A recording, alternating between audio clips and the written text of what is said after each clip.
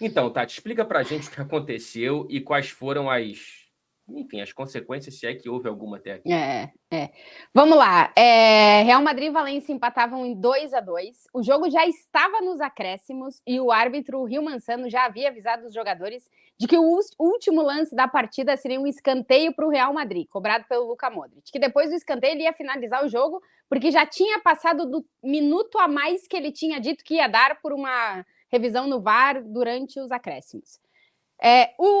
O Modric bate o escanteio, cobra o escanteio, a bola sai da área, o goleiro espalma e a bola sai da área, e ele não apita o final do jogo. Nisso, o Brahim pega a bola e continua a jogada.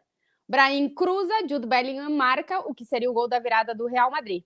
Quando a bola está no pé do Brahim para ele cruzar para o Bellingham cabecear, é quando o Rio Manzano apita pela primeira vez o final do jogo. Só que ele apita o final do jogo, não levanta o braço e não aponta para o meio de campo. Ele apita uma vez, a bola está no ar, ele apita de novo, e quando o Bellingham cabeceia, ele apita de novo. E aí, quando o Bellingham cabeceia, ele levanta o braço.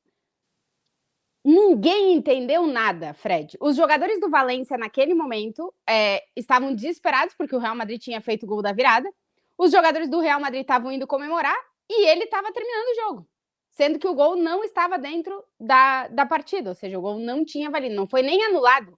É que pela ata da arbitragem, o gol não valeu, estava fora do jogo. Ele já tinha apitado o final da partida quando o Brahim cruzou. Então, o resumo da história foi um erro gravíssimo do Rio Manzano. Esse é o resumo da história. Porém, a partir dali se gerou uma confusão no meio de campo. O Bellingham olhou para o árbitro e falou: "It's a fucking goal".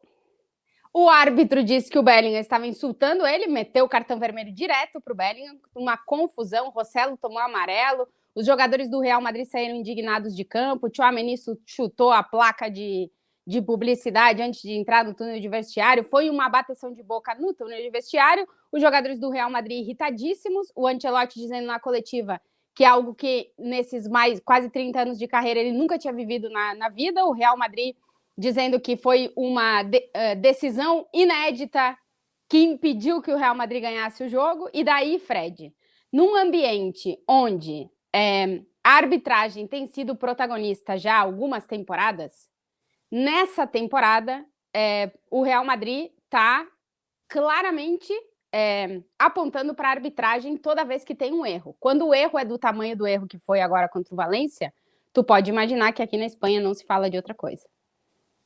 Esse apontar de dedo para a arbitragem envolve também a Real Madrid TV, que vem sendo não só um assunto de polêmicas, mas também de reclamações formais, né? O Sevilla, que há pouco tempo tentou reclamar com as autoridades do futebol espanhol da pressão que o canal do Real Madrid faz antes de cada rodada, se eu não me engano, em cima da arbitragem, é isso?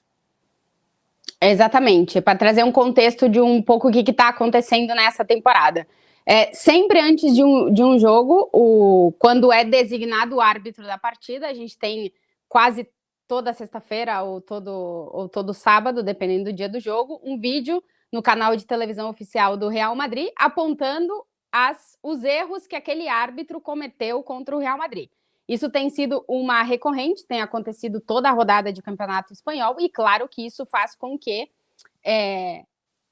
a cada vídeo se levante uma polêmica está de alguma forma o clube tentando pressionar a arbitragem na prévia do jogo, antes das coisas acontecerem?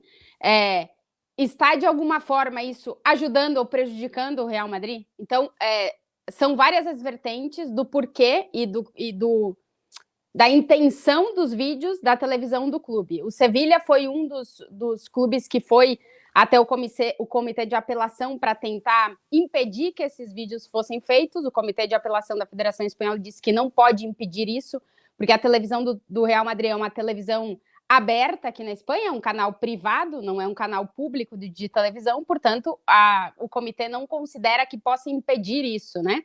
Aqui na Espanha, basicamente, cada clube tem a sua forma de reclamar. O Atlético de Madrid geralmente solta comunicados na boca do seu conselheiro delegado quando não concorda com alguma atitude da arbitragem. E aí, um pouco tudo isso vem, e aí o Beckler pode falar até melhor, e tomou uma proporção cada vez maior, depois do início da investigação do caso Negreira, né? Que até agora não se sabe exatamente se teve alguma influência ou não, mas está sendo investigado pela Justiça os quase 20 anos que o Barcelona pagou, segundo da arbitragem. Então, Fred, são muitas as coisas que levam a que estejamos neste momento em que se fala muito pouco do que acontece em campo e muito mais de quem vai apitar o jogo, quando, como e quando acontece algo como o fim de semana. É só disso que se fala. Cara, eu não tenho nenhuma dúvida que todo esse coquetel que a Tati trouxe muito bem está interferindo, porque o Gil Manzano, embora eu ache um mau árbitro desde sempre, é hoje o melhor árbitro espanhol, né? Antes era o Mateu Laoz, que conseguiu... Como? Que é considerado o melhor, que é considerado, o número 1 da Espanha. Ele capta os grandes jogos. Semifinal de Champions temporada passada, ele captou.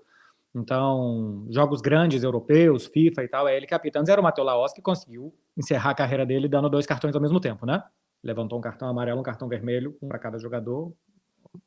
E esse era o melhor. O Gil Manzano era o segundo.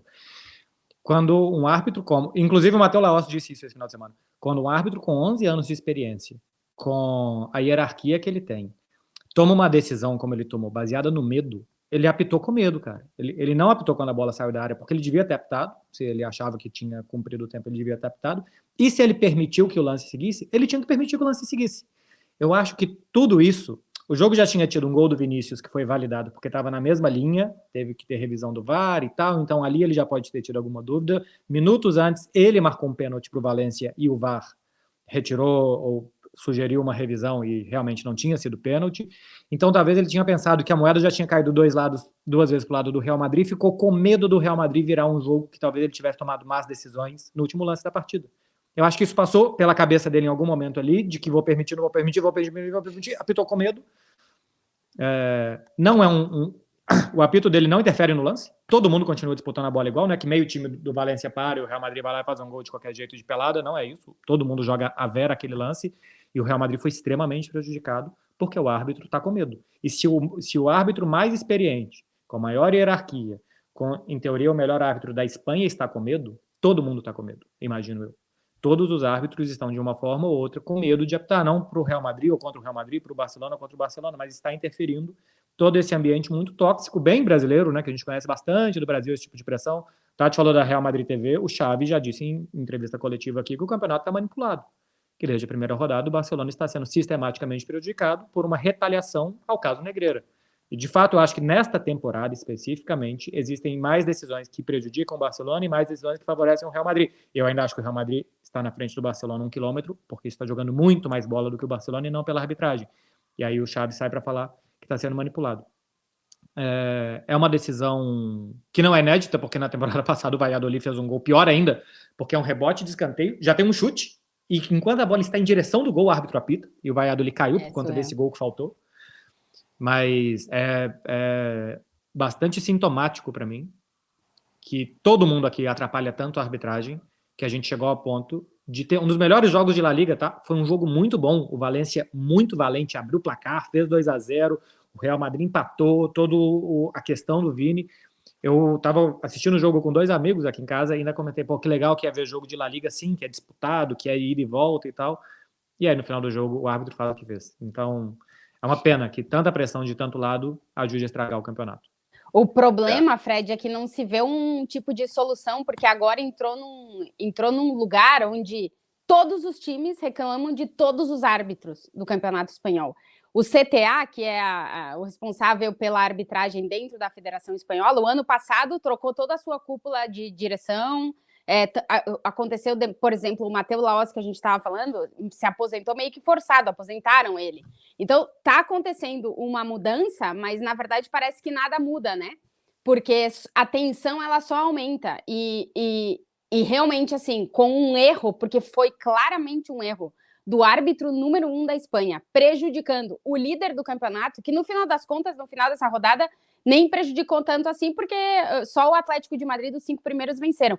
Mas imagina que falta 2 pontos para o Real Madrid no final do campeonato para ser campeão. Nossa Senhora, já é um erro que é humano errar, Mas a forma como aconteceu o erro do que seria o melhor árbitro da Espanha é o que chama atenção. Então, se os árbitros já estão sendo olhados com uma lupa muito grande por praticamente todos os clubes nessa temporada, que a gente vê mais reclamação da arbitragem que nunca, eu não lembro de anos do Campeonato Espanhol, no qual praticamente depois de todo o grande jogo, quase que se fala unicamente da questão da arbitragem. Então, o nível da arbitragem da Espanha tem que entrar na mesma, porque deve ter um grande problema, assim, todo jogo se fala só do árbitro.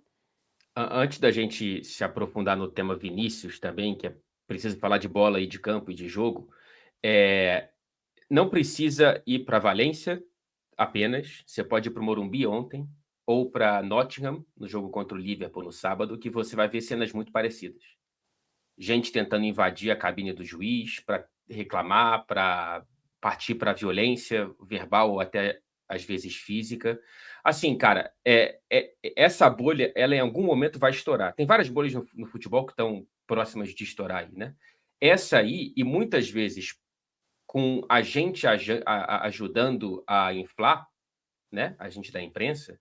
Cara, quando o jogo, a gente fala muito mais do árbitro do que do jogo, alguma coisa está muito errada também na maneira com a qual se produz conteúdo, né? Porque, assim, não, na minha opinião, não há nada que evoque mais o tribalismo do futebol do que um lance contra o seu time que você discorda. E aí você vai ligar a TV e vai ver alguém ou concordando com você ou discordando de você. E aí a raiva de quem discorda de você, de quem acha que foi pênalti quando você acha que não foi, fomenta milhares, centenas de milhares, às vezes milhões de views e de audiência. E é por isso que é isso, né, cara? A gente está aqui falando há 20 minutos de arbitragem e na TV espanhola deve estar assim o tempo inteiro desde o começo do caso Negreira.